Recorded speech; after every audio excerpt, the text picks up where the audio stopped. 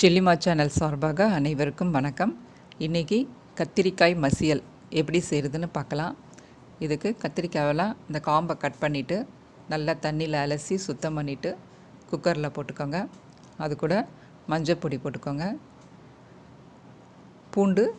ஒரு பூண்டு full size பூண்டை போட்டுக்கோங்க. ஒரு பெரிய வெங்காயம், ஒரு 4 பச்சை மிளகாய் போட்டு ஒரு டம்ளர் தண்ணி ஊற்றிடுங்க. இது கூட தேவையான அளவு உப்பு சேர்த்துக்கோங்க. இதை போட்டு எல்லாத்தையும் ஒன்றா கலக்கிடுங்க. குக்கரை க்ளோஸ் பண்ணிவிட்டு ஒரு 2 விசில் விடுங்க. 2 விசில் வந்துருச்சு. எப்படி இருக்குன்னு பார்க்கலாம். கத்திரிக்காயெல்லாம் நல்லா வெந்திருக்கு பாருங்கள்.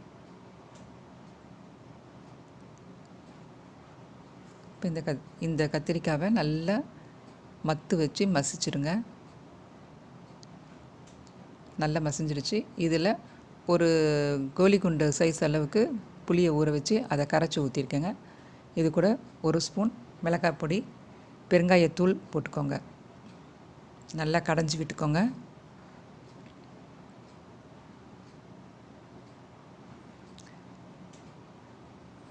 கடைஞ்சாச்சு. இப்போது கடாய் வச்சு அதை தாளிச்சிடலாம்.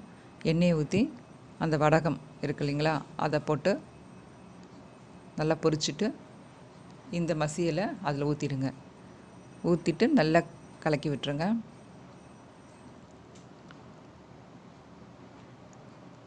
கத்திரிக்காய் மசியல் தயார். இது ரொம்ப நல்லா சுவையாக இருக்கும். சூடாக சாதத்தில் போட்டு சாப்பிட ரொம்ப அருமையாக இருக்கும். இதை நீங்கள் செஞ்சு பாருங்கள். இதை வேறு பவுலில் மாற்றிக்கலாம்.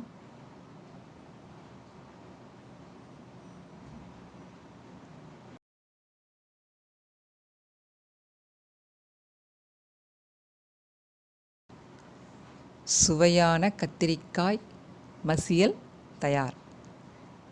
இது சூடாக சாதத்தில் போட்டு சாப்பிட ரொம்ப சுவையாக ரொம்ப நல்லாயிருக்கும். இன்னும் நெய் கொஞ்சம் சேர்த்துக்கிட்டிங்கன்னா ரொம்ப அருமையாக இருக்கும்.